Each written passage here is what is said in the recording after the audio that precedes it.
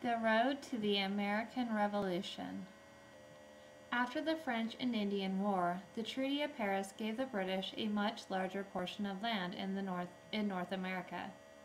The war had been very expensive for the British. Now, with more land they had to pay to govern and protect, they needed to find a way to raise money. In England, citizens had been paying taxes for a long time. Now, the government saw a way to expand their money by passing the first tax on the colonists. In 1765, the British government enforced the Stamp Act. The Stamp Act had enraged many of the American colonists. An outspoken critic of the Stamp Act, Patrick Henry, is known for his speech ending in the famous words, "Give me liberty or give me death." The Stamp Act Congress was next created. This group was represented by the colonists who were enraged by the British Stamp Act. This model later inspired the creation of the Continental Congress. Recognizing the possibility of war, the British repealed the Stamp Act but passed the Declaratory Act. This act stated that Great Britain will remain superior to the American colonies. The Sons of Liberty were formed in response to the act.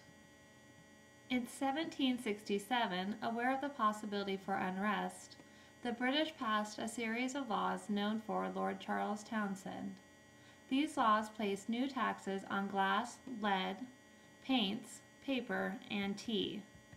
After seeing the angry response by the colonists, Britain repealed all of the taxes except for tea. Seeing the protests beginning to occur, the British government sent more troops to the colonies. Have you ever heard the saying, "the shot heard around the world"? That saying originates from the Boston Massacre. In 1770, 5 American colonists were shot by British troops. One African-American slave named Crispus Attucks was killed.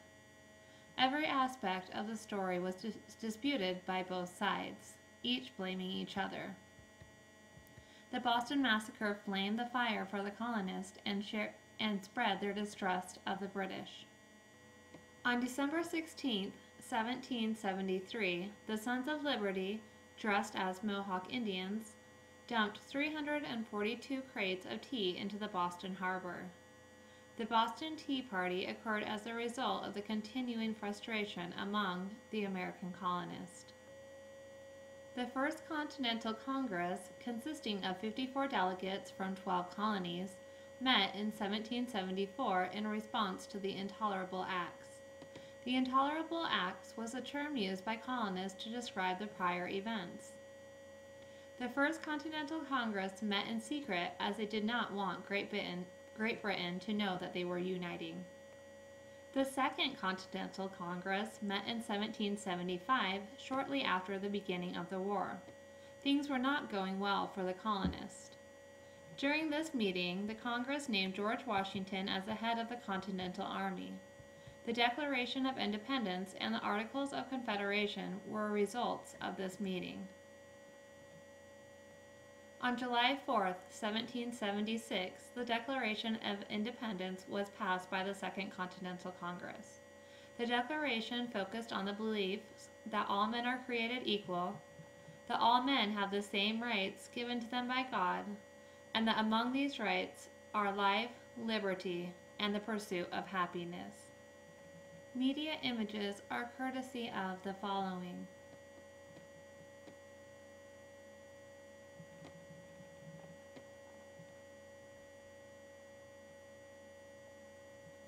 Additional resources were found at the following.